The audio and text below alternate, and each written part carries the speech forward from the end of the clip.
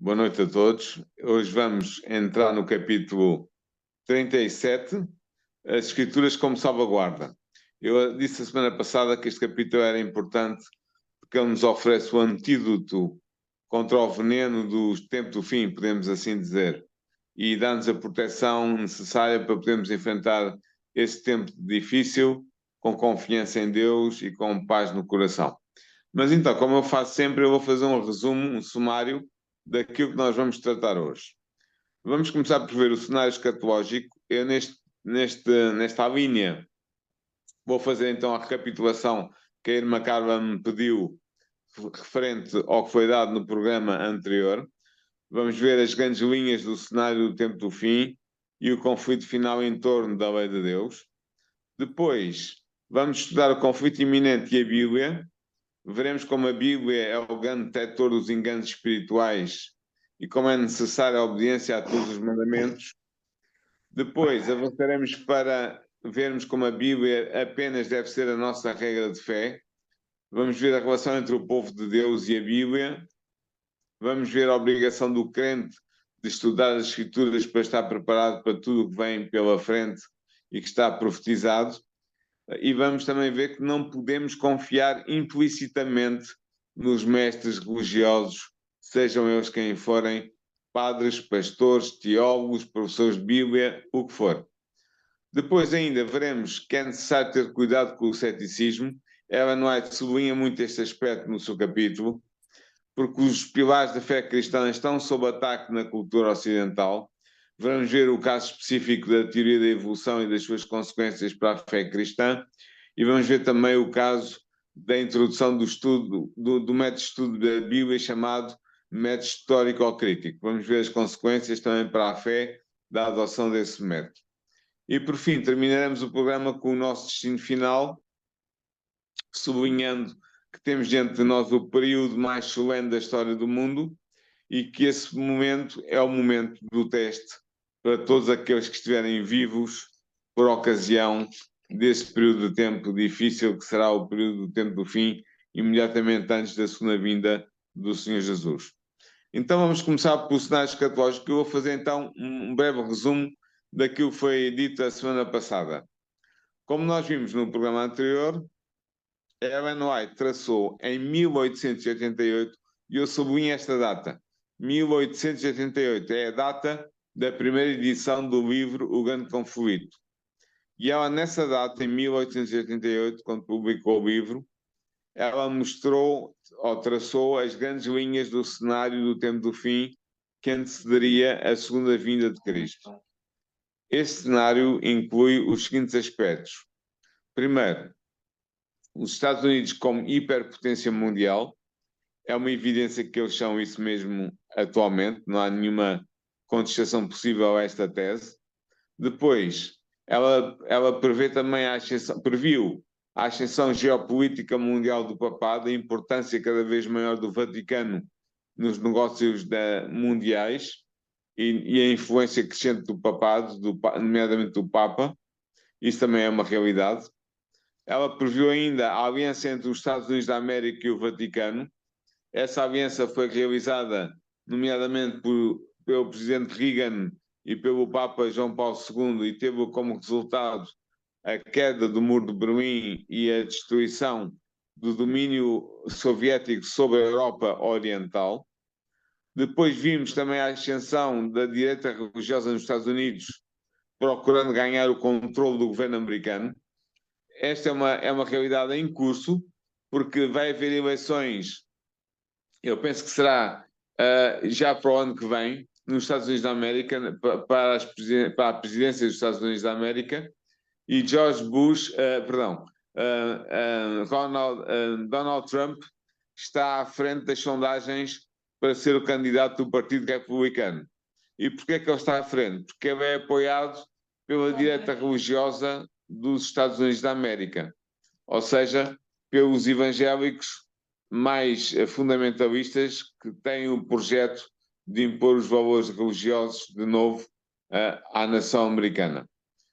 Ellen White aponta também no cenário do tempo do fim o desenvolvimento do espiritualismo no mundo ocidental, nomeadamente sabemos nós hoje, ela não menciona, mas hoje sabemos, através do movimento da Nova Era, um movimento espiritualista, com laivos de espiritismo. Ela previu também a aproximação entre romanistas e protestantes no movimento ecuménico. No seu tempo ainda não havia movimento ecuménico, em 1888. O movimento ecuménico é da segunda década, começa na segunda década do século XX, mas ela previu que isto iria acontecer. Eu vi vários exemplos, dei vários exemplos a semana passada, da aproximação entre protestantes e católicos sob o guarda-chuva do movimento ecuménico. E, por fim, ela previu também o surgimento de um forte movimento dominical no seio do cristianismo, que será o foco de um futuro conflito entre os cristãos. Eu citei a Aliança do Senhor nos Estados Unidos da América e a Aliança para o Dia do Domingo. Eu estou a traduzir livremente, os termos em inglês não são estes. Mas duas associações muito importantes, uma na América e outra na Europa, que promovem o domingo como dia de guarda obrigatório e de descanso obrigatório no mundo ocidental. Eles ainda não alcançaram os seus objetivos, mas estão a preparar o caminho para, quando for o caso, essa lei dominical, primeiro nos Estados Unidos da América, depois em todo o mundo, inclusive na Europa, possa ser uma realidade. Portanto, estes 7 aspectos que eu acabei de sublinhar e de sumariar têm-se vindo a tornar uma realidade no mundo contemporâneo e foram todos eles perdidos em 1888. Ora, quando este cenário estiver totalmente realizado, desencadear-se-á o conflito final entre as forças do bem e as hostes do mal. E esse conflito final desenrolar-se-á em torno da lei de Deus. Na verdade, há um conflito iminente e esse conflito iminente deve ser enfrentado pelos cristãos com o recurso à Bíblia. Isaías, capítulo 8, versículo 20, diz o seguinte: à lei e ao testemunho. Se eles não falarem segundo esta palavra, não haverá amanhã para eles. Ou seja, o povo de Deus é encaminhado para as Escrituras como salvaguarda contra a influência dos falsos mestres e do poder ilusório dos espíritos das trevas. Satanás emprega todos os artifícios possíveis para impedir o homem de obter conhecimento da Bíblia, uma vez que os claros ensinos da Bíblia põem a descoberto os seus enganos. Em todo o reavivamento da obra de Deus, o príncipe do mal está alerta para uma atividade mais intensa. Atualmente aplica os seus esforços em preparar-se para a luta final contra Cristo e contra os seguidores de Cristo. O último grande engano deve em breve aparecer diante de nós. O anticristo vai realizar as suas obras maravilhosas à nossa vista. A contrafação parecer-se-á tão meticulosamente com o verdadeiro que será impossível distinguir entre ambos sem o auxílio das Sagradas Escrituras. Será pelo testemunho das Escrituras que todas as declarações e todos os prodígios e milagres deverão ser provados. Portanto, ela não é que é clara. Ela diz que nós temos que usar a Bíblia como o grande detector de falsidades, tanto a nível dos ensinos teóricos, como a nível dos milagres práticos que irão ser feitos no tempo do fim. Na verdade, os que procurarem obedecer a todos os mandamentos de Deus encontrarão oposição e escárnio. Para podermos suportar o teste que virá sobre nós, devemos compreender a fundo a vontade de Deus, tal como está revelada na sua palavra. Apenas aqueles que fortaleceram a mente com as verdades da Escritura sobreviverão ao último grande conflito. A cada pessoa virá o teste: obedecerei a Deus ou aos homens? A hora decisiva, diz-nos Ellen White, está próxima. Nas profecias, o futuro está aberto diante de nós. Os eventos ligados ao fim do tempo da graça e à preparação para o tempo da angústia são claramente apresentados na Bíblia. O terrível juízo em que incorrerão aqueles que adorem a besta e a sua imagem deve levar-nos a estudar diligentemente as profecias para descobrirmos o que é a marca da besta e como podemos evitá-la. Esta profecia é do Apocalipse, do capítulo 14, dos versículos 9 a 11, e fala-nos da marca da besta e da necessidade de nós nos furtarmos a recebermos essa marca. Os adventistas do sétimo dia desde sempre têm considerado que a besta ou o animal feroz é uma representação do papado e que a marca da besta é a imposição por lei no tempo do fim do domingo como dia de culto e de descanso obrigatório.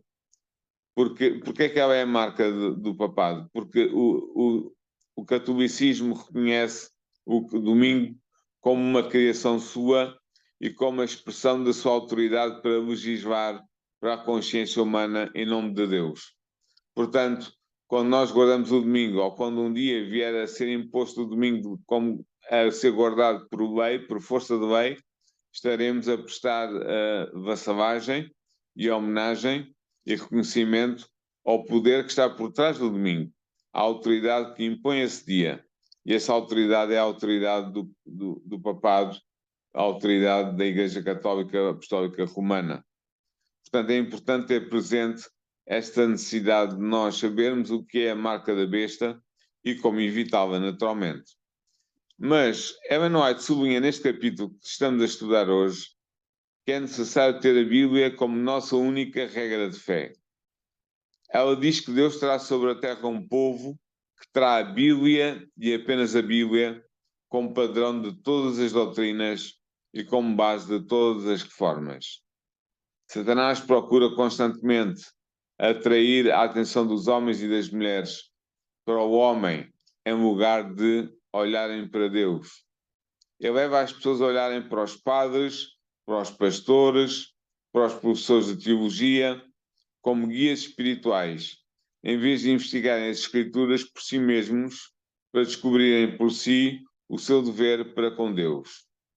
Assim, ao contrário da mente destes líderes religiosos, Satanás pode influenciar as multidões de acordo com a sua vontade.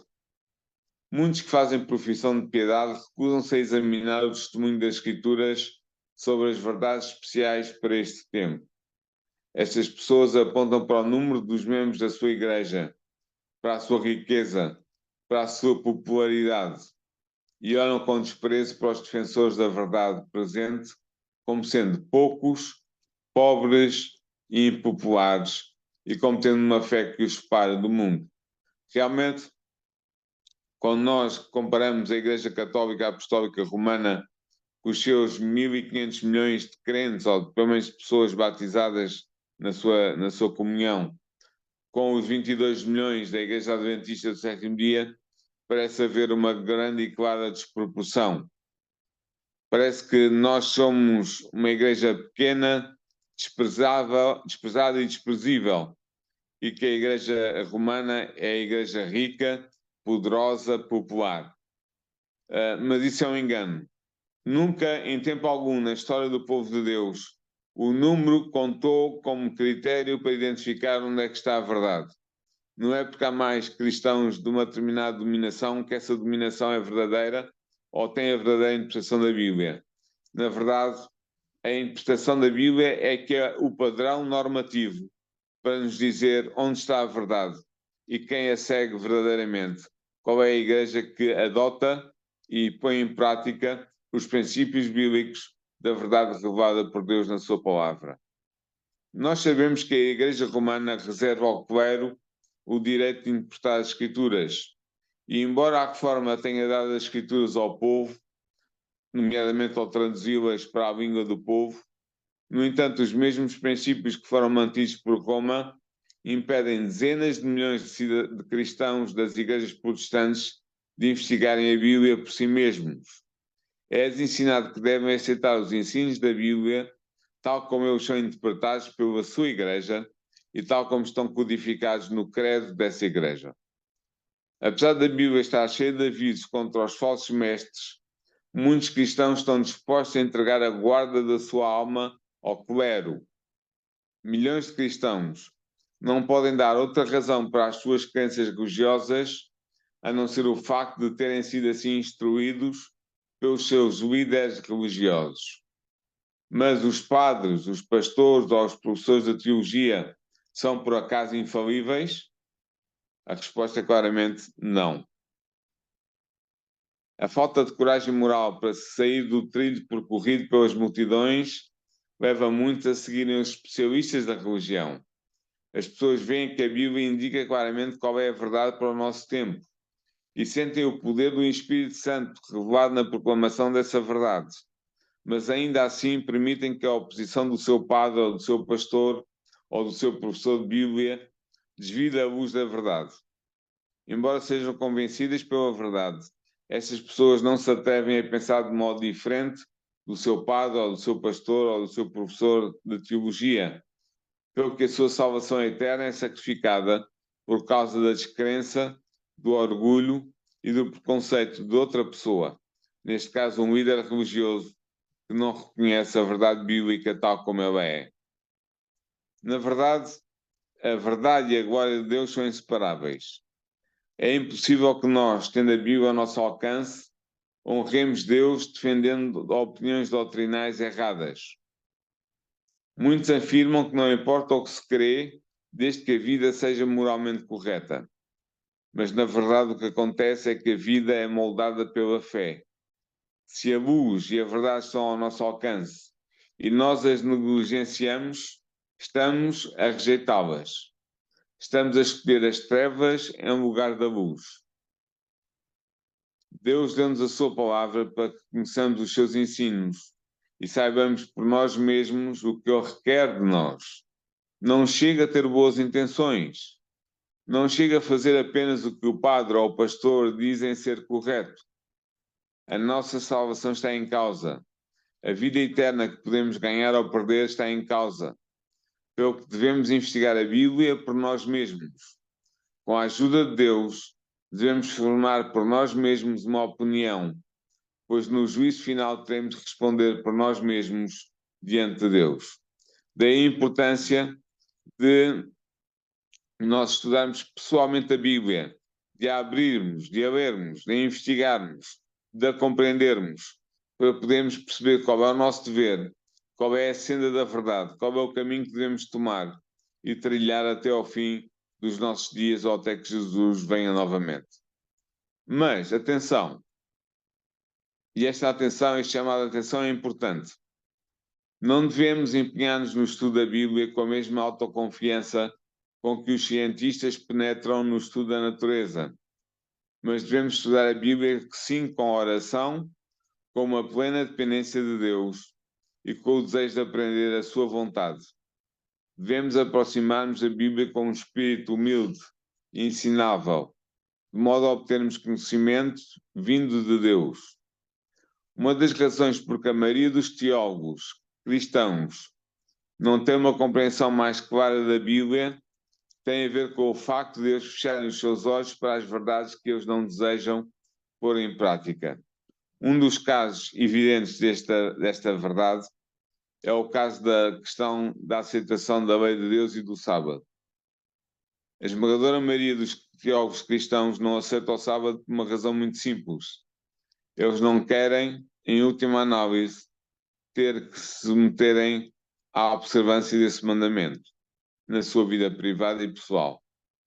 Eles não aceitam a verdade do sábado não porque ela não seja biblicamente fundamentada, porque é, não porque ela seja absurda, porque ela não é, mas porque ela traz um fardo de responsabilidade que a maioria das pessoas que se dizem cristãs não quer aceitar nem arcar com ele.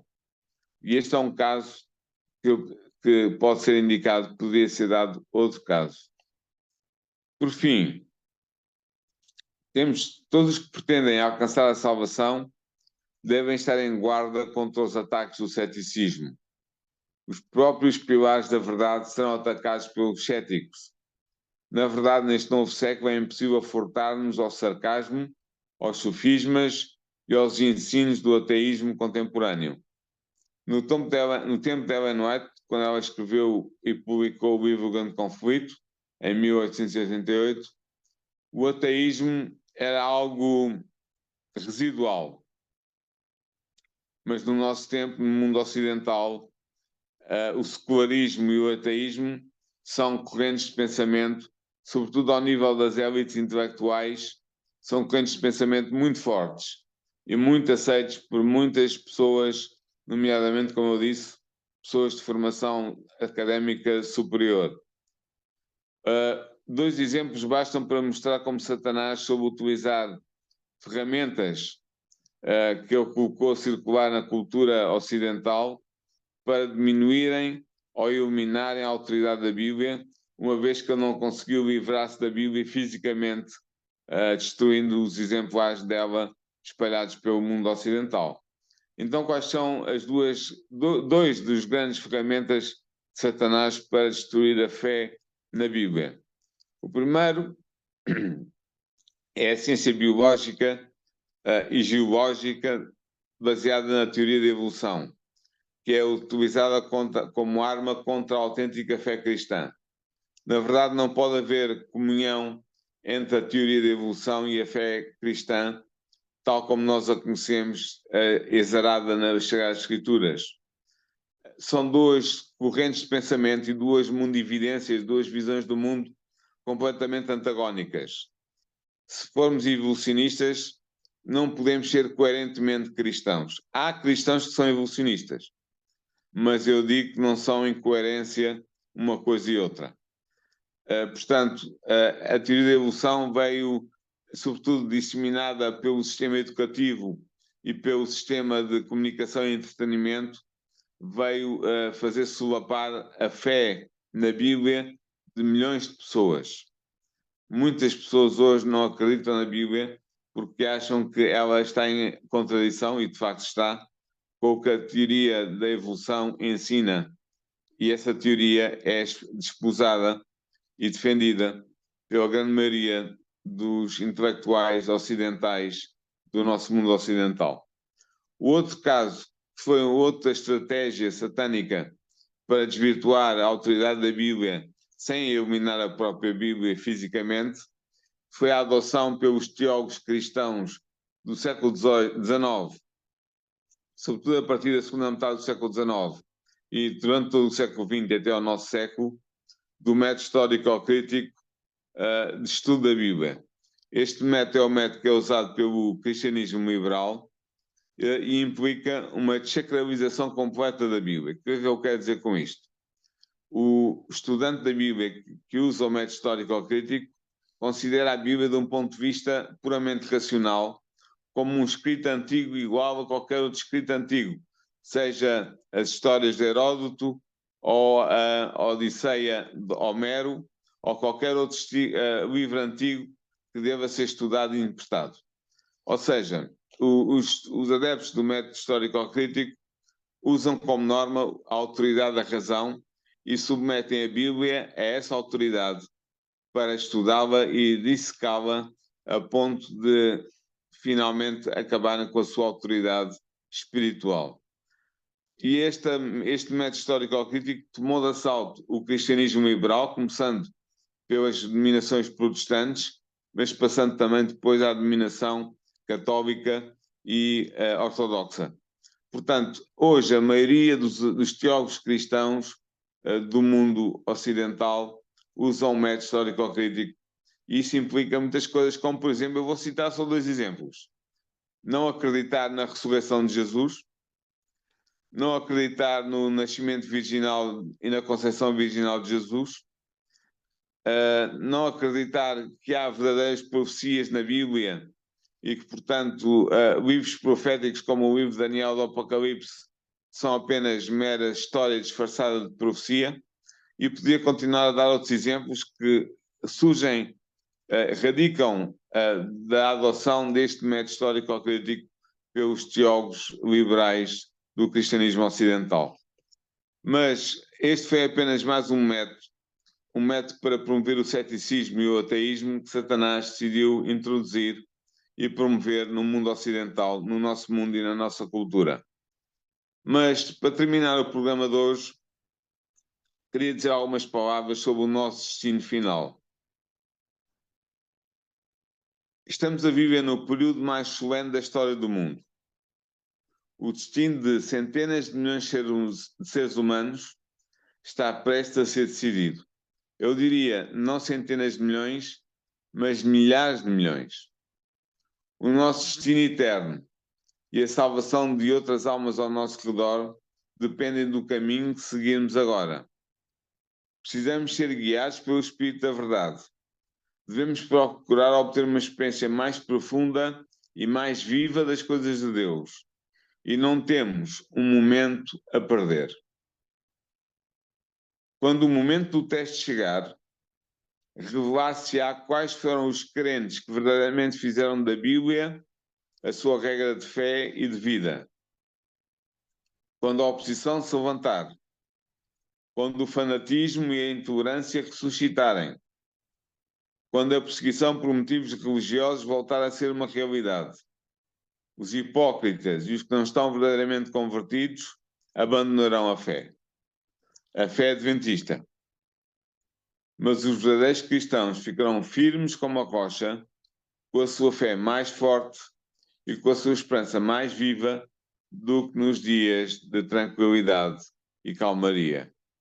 Portanto, meus irmãos, para resumir o programa de hoje e para resumir a mensagem que Ellen White nos dá neste capítulo do Grande Conflito, nós temos que, como cristãos maduros, conscientes e responsáveis, temos que estudar a Bíblia por nós mesmos. Não podemos confiar na opinião do nosso pastor ou do nosso professor de teologia, seja ele quem for. Nós temos a obrigação de estudar a Bíblia por nós mesmos, verificar se a verdade em que acreditamos tem fundamento bíblico, se ela está apoiada na autoridade dos apóstolos e dos profetas, a quem Deus revelou a sua vontade e a sua verdade, e que ficou condensada nas páginas do Antigo e do Novo Testamento. Portanto, o resumo da mensagem de hoje é: estudem a Bíblia, estejam preparados para dar a razão da vossa fé e para saberem naquilo que realmente acreditam, para que os eventos finais não vos apanhem de surpresa. No próximo programa, vamos falar sobre o último convite que Deus dirigirá à humanidade através da sua Igreja Adventista do Sétimo Dia. Estamos já em plenos capítulos proféticos do livro Grande Conflito e, portanto, vamos ver como é que será o movimento, tal como está profetizado, como é que será o movimento da ação de disseminação do Evangelho da Igreja Adventista do Sétimo Dia no tempo do fim, imediatamente antes da segunda vinda do Senhor Jesus.